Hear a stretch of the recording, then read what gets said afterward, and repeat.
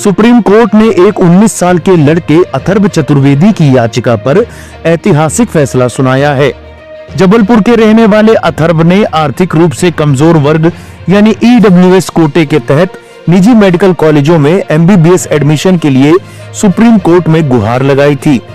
Chief justice की bench ने अथर्व की दलीलों को सुनकर राष्ट्रीय चिकित्सा आयोग यानी एनएमसी और मध्य प्रदेश सरकार को नीट पास कर चुके ईडब्ल्यूएस उम्मीदवारों को प्रोविजनल एडमिशन देने का आदेश दिया। यह फैसला अथर्व जैसे कई छात्रों के लिए उम्मीद की किरण बनकर उभरा है, जिनका डॉक्टर बनने का सपना सरकारी नीतियों की कमी के कारण लगभग खत्म हो गया था। अथर्व चतुर्वेदी कोई बड़े वकील नहीं है, बल्कि जबलपुर के एक आम 12वीं पास छात्र हैं जो डॉक्टर बनना चाहते हैं। उन्होंने इंजीनियरिंग और मेडिकल दोनों एंट्रेंस क्लियर किए थे, लेकिन ईडब्ल्यूएस कोटे के तहत निजी कॉलेजों में एडमिशन नहीं मिल रहा था क्योंकि राज्य सरकार ने इसके लिए कोई नीति नहीं बनाई थी।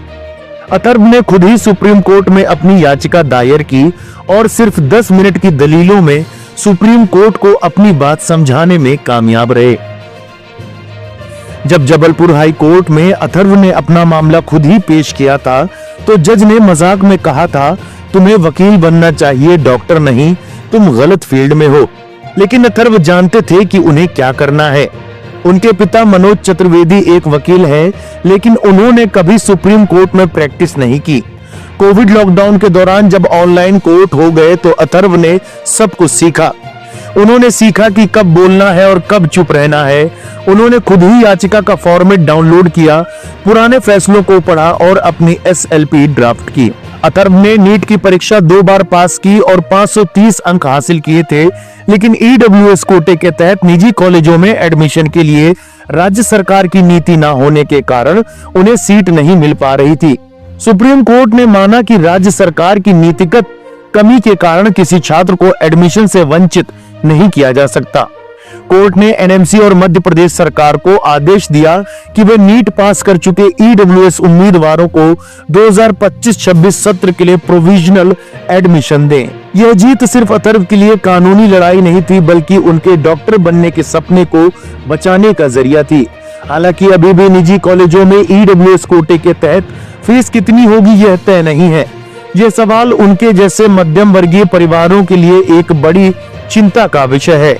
अथर्व के पिता, जिन्होंने उन्हें गणित सिखाया, अब फीस की चिंता कर रहे हैं। उनकी मां ने हमेशा अनुशासन बनाए रखा। अथर्व ने कभी कानून की पढ़ाई नहीं की, लेकिन उन्होंने ऑनलाइन कोर्ट की कार्यवाही देखकर सब कुछ सीख लिया। उन्होंने अपनी भाषा और आत्मविश्वास को बेहतर बनाने के लिए अपनी शिक्षकों मित्रा मैडम और भारती मैडम का भी आभार व्यक्त किया। उन्होंने कहा, यह एक टर्निंग पॉइंट था। इंग्लिश के नजरिए से इसने सब कुछ बदल दिया। अथर्व ने महर्षि स्कूल में सबसे कठिन विषय चुने, गणित, जीव विज्ञान, अंग्रेजी और कंप्यूटर विज्ञान।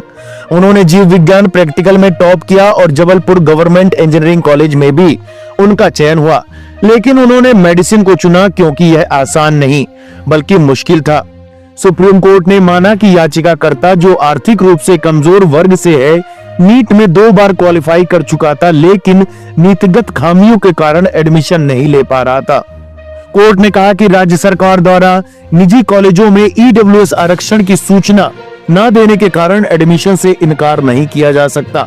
10 मिनट की मौखिक दलीलों के बाद कोर्ट ने अधिकारियों को 2025-2026 सत्र के लिए प्रोविजनल एडमिशन देने का निर्देश दिया, बशर्ते फीस का भुगतान किया जाए।